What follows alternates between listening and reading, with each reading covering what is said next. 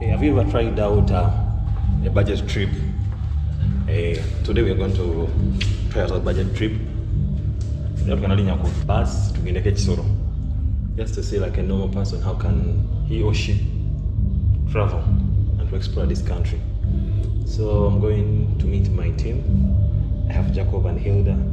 They're already at the bus park. Yes, just right here from Kampala, Nankulabye. Let's go. For me, I've set off from our station. Let's go Mulehe. So I've packed some little clothes and go to the Zaman.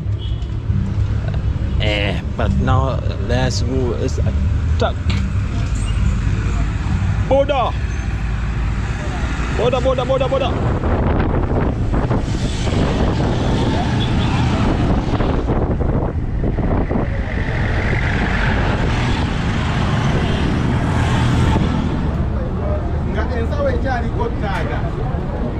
Kitegeeza yakagwa gwe mutima ogw'okwagala eggwanga sanyusa okubasanga era nsaba expedition eno gye tugendako ebeere ya ddembe tuginyumirwe tutumbule ebyobulambuzi by'ensi yaffe.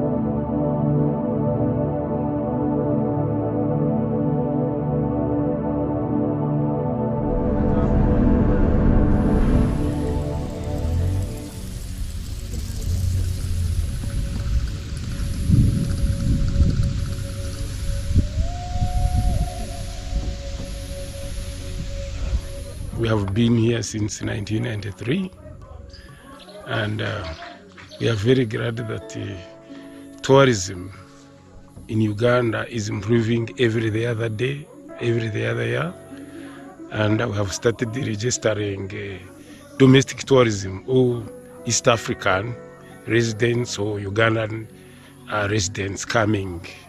Tourism used to be for foreigners, but actually mostly in holidays, public holidays, we get a lot of Ugandans coming to visit us, including weekends. Now we're ku Mutanda. Oba kali kasozi ki? Yagala akasozi nkawe erinnya. Nkayite Zuma. Zuma tekajjamu. Oga kanye okola obukola kanye yes. This is Mutanda Eco Community Center. It's a campsite that works with local communities through provision of product and services. The products which include canoeing, swimming, you can go even fishing, but also there is a spiritual island where historically it's called Punishment Island. They used it to keep some pregnant women until they give birth. And also it was an area where they had rainmakers. And many tourists are very interested to visit such areas. Uganda Museum is working with, I think, with the district tourism department to develop it. However, this is a volcanic crater lake and has fresh water. It has no bilharzia, and many people like to come and stay here, but also do the tours. So among the tours or activities we do here, people go for gorilla tracking starting from here. In Mulehe National Park, they go even to Bwindi, but also they come for bird watching. Then we have also zip line here. We provide the accommodation, of course, services. And then people come here for meetings, relaxing, but mostly we get mostly Europeans who come like maybe 3 days and they go. But every weekend, Saturday, Sunday, we have mostly Ugandans come here. The sands, I would say, these are more than 80 meters deep, but I myself, I have to rely on that information. It is very deep. Yeah, I can furnish you with the statistics because there is statistics of the size and wildlife in it. There is 2 species of otters in this lake. There is different types of fish. Mutanda Eco Community Center. The center that brings the gap between communities and conservation.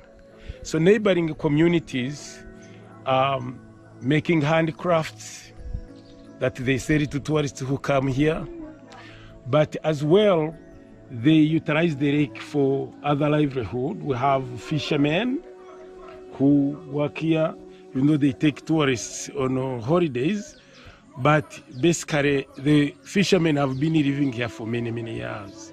So we have a livelihood project that work between the camp and the communities. And also there is vegetation like a papyrus, raffia, where the communities harvest and make these souvenirs the tourists take. So basically, this lake is beneficial to local communities. And they are very proud that this lake is here, or they found themselves near this lake. And also I'm very proud that I started a business that work with communities and as well conserve the wetland here, which is the habitat for the wildlife you can see. Lake Mutanda is found in western Uganda, Kisoro district. There are many theories that depict the name Mutanda. Historically here they used to make handicrafts, and there are some different plant species that makes handicrafts, including some of those plants. There is what they call amatanda. So amatanda are some of the strips from some vegetation they use to make different type of handicrafts. And commonly, every woman in the area was taught how to make handicrafts, like how they can strip papyrus, and then they also do tie-dye, and then make handicrafts that can be sold with the beautiful colors, probably colors we can be able to show you. So the name is depicted from the material for making handicraft called amatanda. Here we are actually supported by NEMA and then the district environment. They are encouraging us, and we work with the communities to plant indigenous trees, restoration. We have planted 1,500 indigenous trees from the forest, of which I'm going to show you. We have planted bamboos, we have planted different types which you will be seeing from Bwindi National Park. And the communities as well are planting in their gardens, because most of the trees have been colonized by eucalyptus, which is not indigenous trees. And like here, 80% of eucalyptus have been removed and replaced with indigenous trees, of which I'm going to show you. So that is the part of our restoration project we have here, and we do it with the communities. Even today, we have a bunch of seedlings you can see from the indigenous nursery bed. Actually, these trees are donated to plant so that we can have a restored natural place. And we are very proud that we have taken that initiative, but also we are getting a lot of support from the district, the Environment Office and the Tourism Office, as well as NEMA.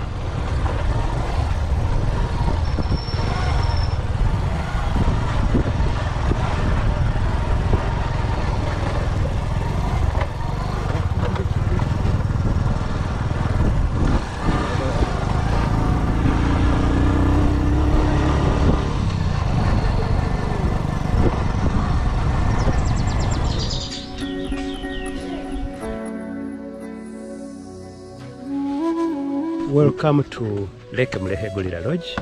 Joash Mulondo is my name. I'm the manager of this lodge. We are located in Kisoro district, opposite Lake Mulehe. So actually our lodge was named after Lake Mulehe. This Lake Mulehe was formed after, it was a swamp initially, but then after the formation, it was named Lake Mulehe because there were trees called the Mulehe trees. So that swamp, they used to collect firewood from there. So those firewood, those firewood used to come from the Mulehe tree. Now, when the lake was later formed, it was named after those trees that were called Mulehe trees. That's why the name of Lake Mulehe came from. Lake Mulehe Gorilla Lodge is under Churchill Retired Safaris and Uganda Cultural Lodges. So Uganda Cultural Lodges, we have different lodges. The first one is called Hoima Cultural Lodge. It is in Hoima district. Then after that, we constructed this one of Lake Mulehe Gorilla Lodge. Then from this one, we have another one in Lake Mburo National Park. It's called Chigarama Wilderness Lodge, overlooking the national park of Lake Mburo. According to we have beautiful sceneries of Lake Mulehe, and it's very close to gorilla trekking, where they do gorilla trekking. It's 30 kilometers from here to Bwindi Impenetrable National Park. Then when we have our clients here, we have some activities that we do here. We have the Batwa performance. Batwa is one of the tribes which was in the national park. For them, their culture is basically on hunting. So we are trying slowly to push them from the park because they kill the animals. So we keep on boosting their culture and dancing, like through dancing, telling us some stories about the way they live. So that's how we are trying to save the animal, to conserve those animals in the national park, mostly the gorillas that bring people this side. We have people who do fishing, but according to the government, we are first pausing it a bit for now because there's some reasons that's why the government is first stopping them from doing fishing. However, we have some activities that we do on the lake. We do the canoeing that normally starts in the morning, then in the evening hours, depending on the weather.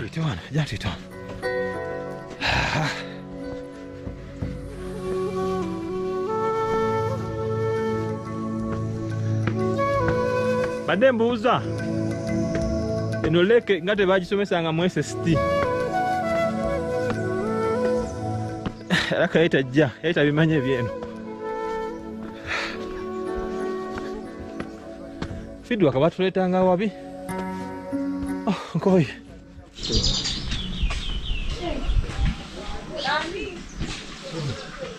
Thank you for visiting Lake Mulehe Gorilla Lodge. I'm so glad I host you guys.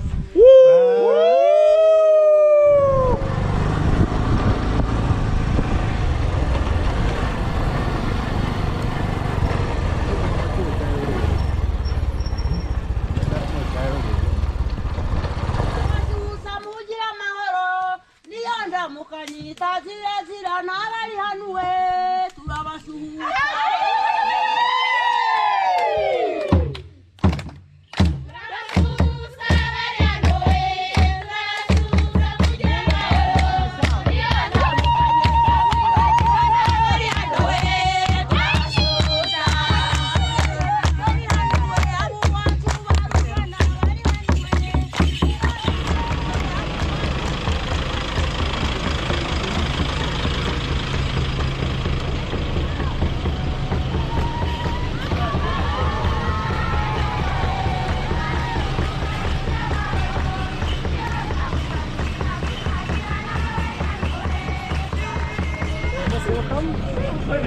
use our phones. Let's meet you, Winfred. Welcome to Ghana. Yes, good evening. You're most welcome. Welcome. Yeah, how was it, man? How was the journey?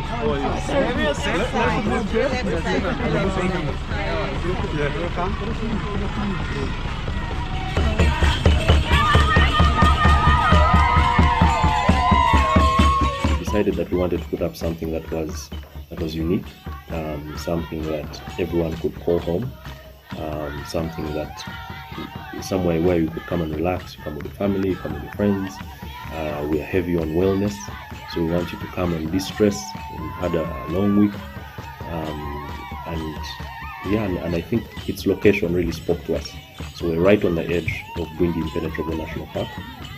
So you have stunning panoramic views of the forest, and on the other side you can also see the Virunga Mountains. What also makes this place unique is its altitude. So we are at about 7,000 feet in altitude, which is incredibly high. You can see the clouds passing through the lodge on a clear day such as today, and when you're here, it stays with you. Even after your stay, it stays with you, and you maintain memories of this place for the rest of your life.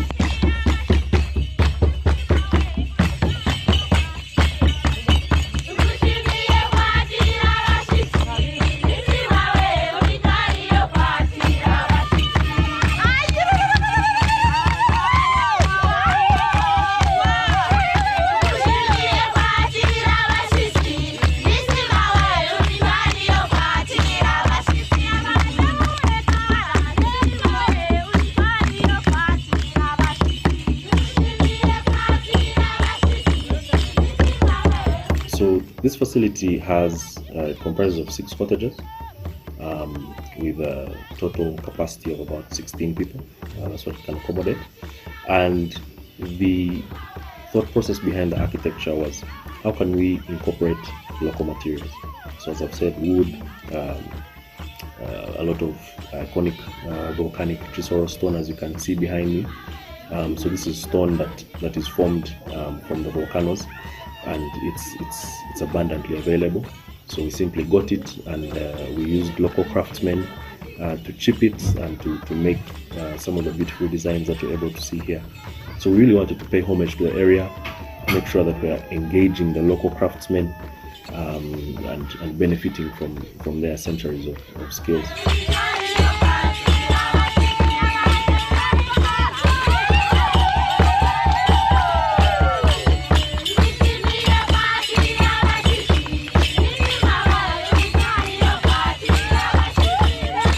So we support the community in various ways. For starters, 100% of our staff are Ugandan, and they come from the region.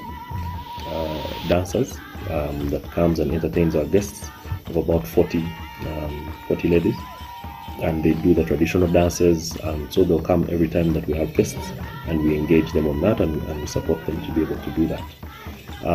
In the course of construction, we also engaged over 100 community members, from ferrying sand to stones to masonry. So we made sure that even after we are done with our project, these people have received skills that they can then use in other lodges and so on and so forth.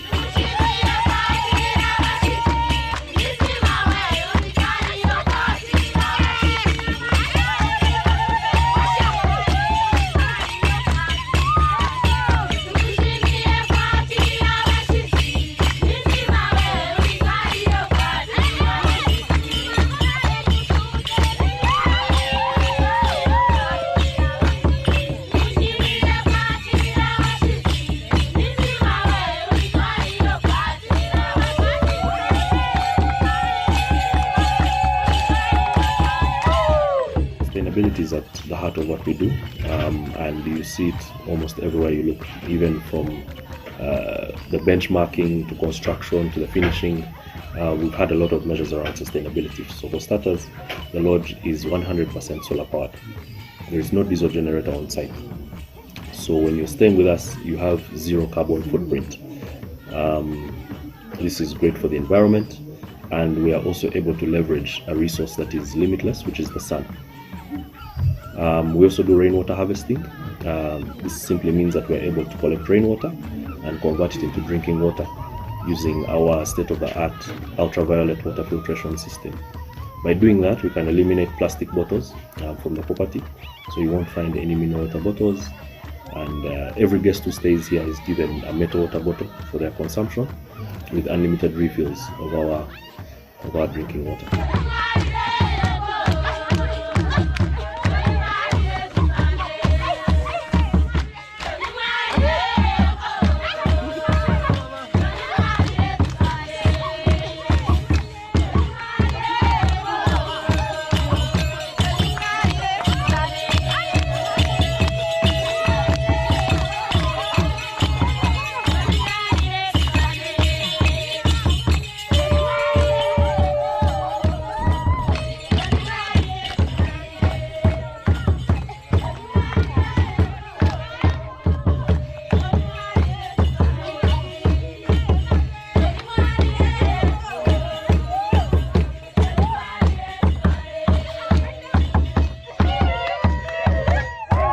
Kara is located on the edge of Bwindi Impenetrable National Park, which is an incredibly beautiful national park, the best in Uganda, in my opinion, simply because of its sheer diversity.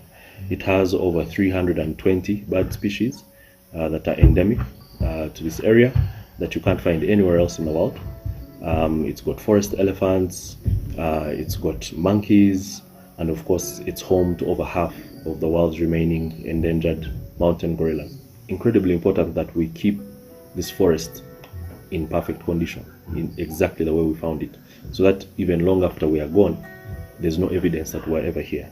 So that is really the guiding principle behind how we choose to construct and how we choose to set up any structures here. So we are heavy on natural materials, so stone, wood, all of these things that are environmentally friendly, that you don't require a lot of transportation in order to bring to the site. We use a lot of iconic volcanic chisel rock. So these are things that are easily accessible, they're beautiful, and they don't incur a lot of transport emissions, because I'm not like I'm transporting them from across the country. No, everything that is used is locally sourced. And I think that's incredibly important, because once you start polluting this environment, you pose a danger to its greatest asset, which is the mountain gorillas. Thank you very much. We wish you the best. And the reason why we decided to make the group, we find that for us, we are not educated well. So we decided to make a group that wherever we get visitors like you, we come and entertain you, and with our traditional dances and songs, welcoming songs. Our hike can take usually between 2 to 3 hours, depending on our speed. And during the course of our hike, when we are lucky, sometimes we can see some monkeys, we can see some antelopes, sometimes you can see some baboons. On rare occasions, you can see elephants. So basically those are some of the animals which we can see when we are walking in the forest. Like 0.1%, if you are lucky, you can see a gorilla. But we rarely see them. And what I promise that you must see are the waterfalls, if you can walk and get there, because for them they are always there. Maybe if you request come back before we can reach them. And I request you to work as a team. We need to work as one team. We are not of the same pace. Sometimes we may not be of the same interest, but we need to work together. And by working as a team, I'm very sure that we are going to have the best experience.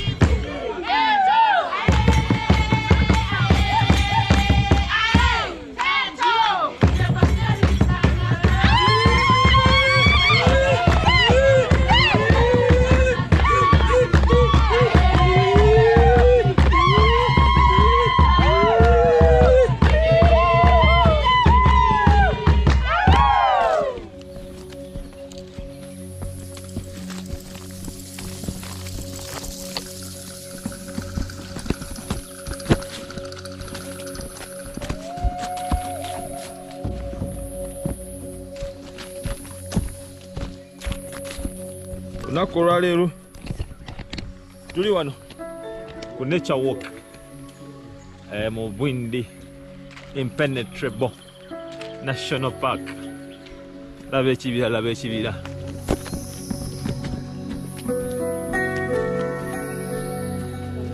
So far we are about to cover halfway of the distance we are supposed to cover today, and the remaining part is likely to be a bit flat and then that's down to the falls.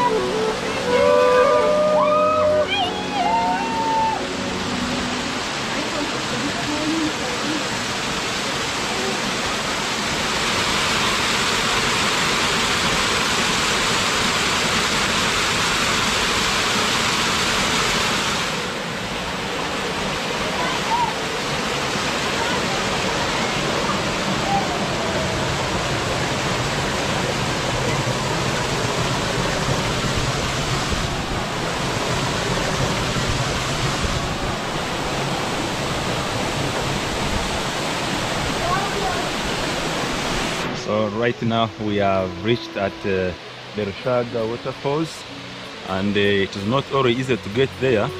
We decided to create a boardwalk with some ladders that can make you easily reach in a small cave where it's located. And in the whole park, it is one of the powerful waterfalls, because when you enter into the cave, you can really feel the strength of the water, and the flow is really very powerful. So we are, the whole team has reached Rushaga Waterfall, and they are very excited. We are from the nature walk. It's my third time to do it. Especially the walk in the forest itself. When you're communicating, you're hearing the sound of the forest, and the bird is communicating, and you really feel that you're in the real natural environment. So the walk from Rushaga Gate to the Rushaga Waterfall was kind of steep, where we had we had to pass through dense forest, terrain, until we reached the waterfall. The experience was really nice. The hike was hectic, yes, it is really serious, but I enjoyed everything. I enjoyed the falls. The Rushaga Falls were nice, and yeah, you get to see some animals in the forest, so it was nice. The hike was amazing, enchanting, thrilling. It's a good experience, and I wish I'll go back, tell my friends, everyone to come here and enjoy the experience. We enjoyed the experience. We just finished the nature walk in this beautiful, beautiful Bwindi Impenetrable National Park. It's amazing, highly recommended for wellness, for relaxation, for exercise. I can't recommend it enough. It was an exhilarating experience. We got to see the waterfalls. They were loud, they were roaring. We had the best time of our lives. The trek was good, though quite challenging because of the slipperiness and the trail being exhausting, but it was nice.